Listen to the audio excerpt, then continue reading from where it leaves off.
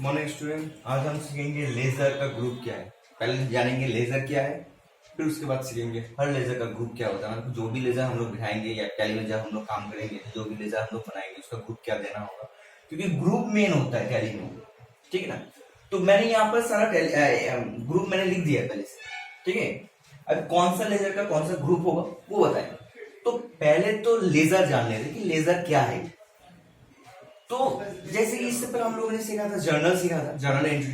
तो journal entry में जो हम लोग डेबिट और क्रेडिट में बिठाते हैं, जो डेबिट क्रेडिट में बैठता है वही सब है लेजर। ठीक है। तो लेजर क्या होता है? लेजर हम लोग सबसे पहले बनाना पड़ता है टैली में। टैली में जब भी हम लोग काम करेंगे तो पहले लेजर बना लेंगे। जब भी काम करेंगे, कोई भी ट्रांजेक्शन हुआ, पहले लेजर बनाना पड़ेगा। कोई भी पार्टी हो या फिर जो भी सैलरी या फिर सेल्स जो भी होता है, वो हम लोगों को लेजर होता है, लेजर हम लोग को पहले इनपुट करना पड़ेगा टैली। उसके बाद हम लोग जर्नल एंट्री करेंगे। ठीक है। तो लेजर का कुछ नियम होता है, जैसे कि कुछ लेजर पहले से बना हुआ रहता है। ठीक है।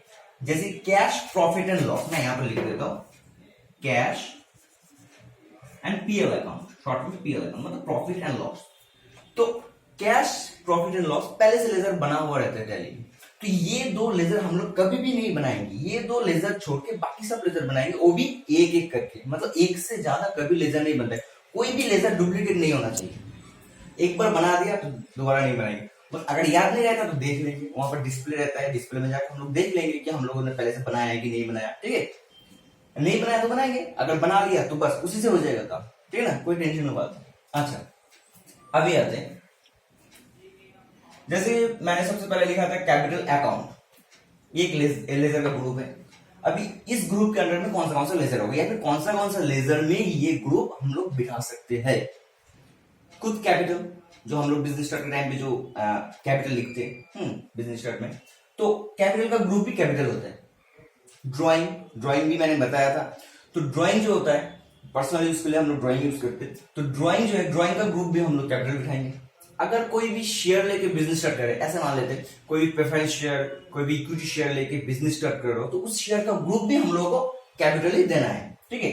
फिर आते हैं बैंक ओडी अकाउंट, ब्रैकेट में मैंने लिख दिया बैंक ओसीसी अकाउंट। ये सब क्या होता है? जैसे कि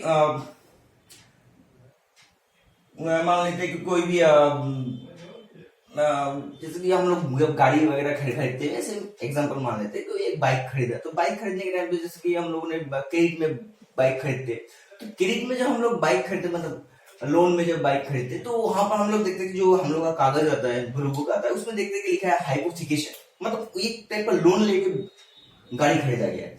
तो वही हाइपोथिकेशन अगर लोन का कोई एंट्री होता है तो उसमें बैंक ओसीओडी अकाउंट, या फिर बिजनेस में सबसे ज्यादा यूज होता है CC account, credit account. CC account का भी ग्रुप होगा बैंक ओसीओडी अकाउंट। ठीक है, ओसीसी ओडी अकाउंट। फिर आते हैं सिक्योर लोन।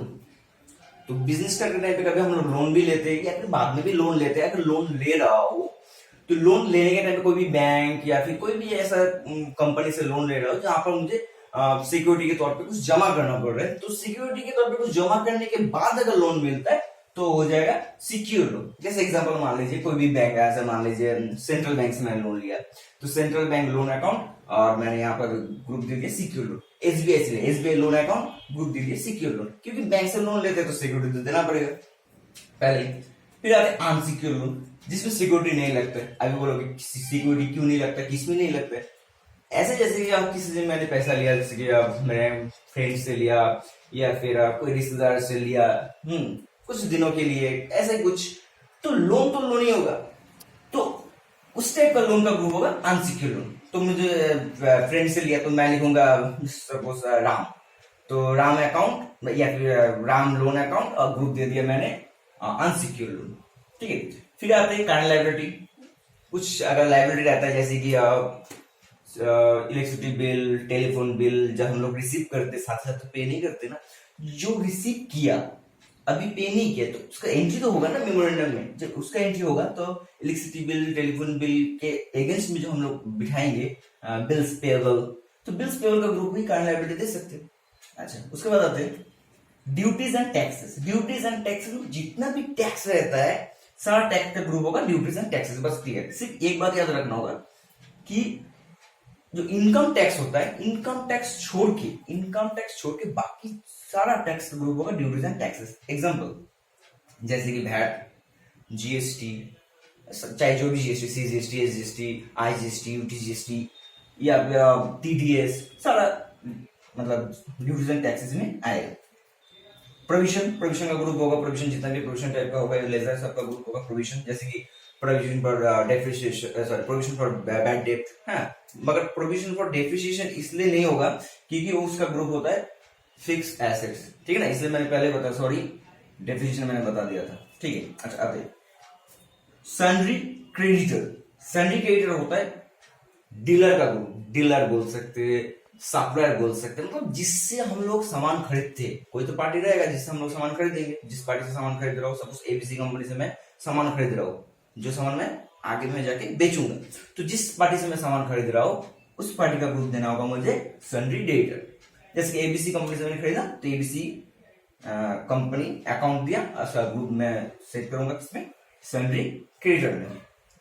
फिर आते फिक्स एसेट्स, नाम सुनकर लग रहा है, बिजनेस में जो हम लोग फिक्स करेंगे जो भी एसेट्स, उसका ग्रुप दे देंगे फिक्स एसेट्स। जैसे कि बिल्डिंग हो गया, मैंने बिल्डिंग खरीदा, या फिर मैंने कुछ फर्नीचर खरीदा, या फिर मशीनरी कुछ भी है, सबका ग्रुप होगा फिक्स एसेट्स। अच्छा अभी आता हूं इन्वेस्टमेंट। बिजनेस का पैसा अगर कहीं इन्वेस्ट करो, ऐसा ही जैसे कोई पॉलिसी खरीदो, बिजनेस के हिसाब से पॉलिसी खरीद रहा, या फिर बिजनेस के लिए कोई जमीन खरीदा, बिजनेस के लिए जो मैंने इन्वेस्ट किया, बिजनेस का पैसा है और मैं दिखाना चाहता हूं, तो उसका ग्रुप देना होगा इन्वेस्टमेंट। फिर आते डिपॉजिट। डिपॉजिट क्या है? डिपॉजिट पहले से बोलने से पहले मैं बैंक के बारे में बताता हूं। बैंक 3 टाइप का अकाउंट होगा normally, current account, saving account और फिक्स्ड अकाउंट। अगर मैं बैंक में फिक्स डिपॉजिट कर रहा हूं, जिसको एफडी कहते हैं, 10 साल 15 साल 20 साल जो भी हो, मैं फिक्स डिपॉजिट कर रहा हूं, तो उस बैंक का ग्रुप होगा डिपॉजिट। सपोज मैंने बैंक ऑफ इंडिया में 10 साल के लिए एक पैसा एफडी किया, तो बैंक ऑफ इंडिया का ग्रुप मैं बनाऊंगा डिपॉजिट, ठीक है, मतलब लिंक करूंगा। अच्छा अभी आता हूं लोन्स एंड एडवांस। बैकेंड में मैंने एसेट्स लिखा। लोन एंड एडवांस कब देंगे? अगर मैं कोई स्टाफ को एडवांस में सैलरी दे रहा हूं, या फिर कुछ लोन के हिसाब से कुछ पैसा दे रहा हूं, तो उसका ग्रुप मैं दूंगा लोन एंड एडवांस, ठीक है। फिर आते हैं सन्डी डेटर्स। सन्डी डेटर्स होता है कस्टमर का ग्रुप, मतलब जिसको हम लोग सामान बेचेंगे वही कस्टमर, तो कस्टमर का ग्रुप होगा सन्डी डेटर्स।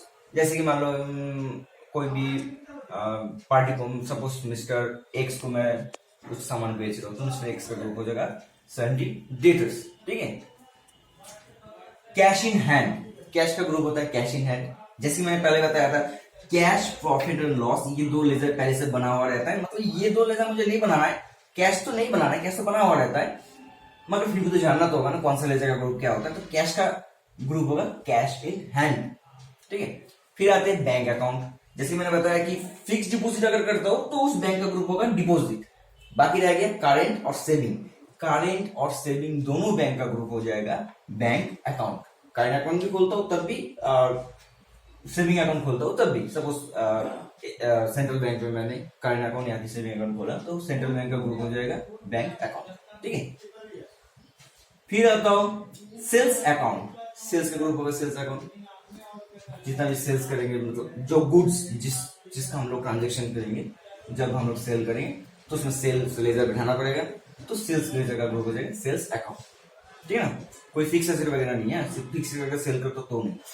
परचेस सेम, अगर मैं परचेस कर रहा हूँ वही गुड्स जो आगे चल के मैं बेचूंगा, तो उस टाइम परचेस अकाउंट बैठेगा, तो परचेस अकाउंट ग्रुप होगा परचेस अकाउंट, ठीक है। अच्छा ये तो सेल्स का ग्रुप सेल्स अकाउंट, परचेस का ग्रुप परचेस अकाउंट। उसके बाद अगर कभी सेल्स रिटर्न भी होना, मतलब करना पड़े, तो सेल्स रिटर्न का भी ग्रुप होगा सेल्स अकाउंट, और परचेज रिटर्न का ग्रुप भी होगा परचेस अकाउंट। रिटर्न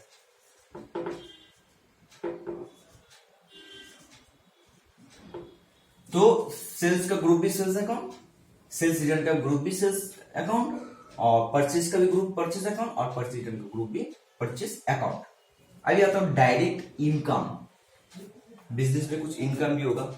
बिजनेस में जो भी ट्रांजेक्शन उसमें तो प्रॉफिट तो आएगा, वो अलग बात है। कभी कभी इनकम भी आता है, उसमें डायरेक्ट इनकम होता है और एक इनडायरेक्ट इनकम होता है। पहले डायरेक्ट इनकम बताते हैं। मैन्युफैक्चर से रिलेटेड अगर कुछ इनकम होता है, ठीक है ना, तो उसका ग्रुप होगा डायरेक्ट इनकम। मैन्युफैक्चर से रिलेटेड क्या होता है, जैसे कि एग्जांपल के तौर पे, जैसे कोई भी प्रोडक्ट का मेरा कंपनी है, वो प्रोडक्ट मेरा काम है, वो प्रोडक्ट सेल करना। कोई भी ऐसे मान लीजिए एक लावा मोबाइल का मेरा कंपनी है सपोज, तो दुकान है, मैं लावा मोबाइल बेचता हूँ। तो ठीक है, तो उसका एक मैं वारंटी दे दिया, ठीक है ना, वारंटी दे दिया मैंने कि ये 1 साल तक चलेगा। इस बीच अगर खराब हो गया तो पार्टी तो आके मुझसे बोलेगा कि मुझे मेरा वारंटी में है, मुझे ठीक करके दीजिए, तो ठीक है, वो अलग बात हो गया।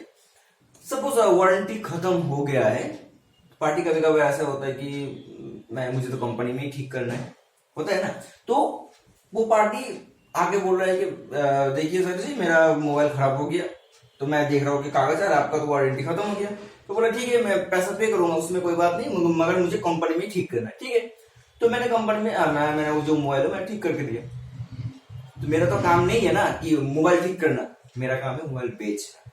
तो जो ठीक कर रहा हूँ उसके बदले जो पैसा मिल रहा है, वो सर्विस मिल रहा है ना, मतलब जो मैं सर्विस दे रहा हूँ उसका पैसा मिल रहा है, तो वो हो जाएगा डायरेक्ट इनकम। मतलब servicing charge, professional servicing charge, जितना भी होता है सब डायरेक्ट इनकम में आता है। अच्छा, अभी आता है इनडायरेक्ट इनकम। इनडायरेक्ट इनकम में तो बहुत होता है, जैसे कि मुझे कमीशन मिला, मुझे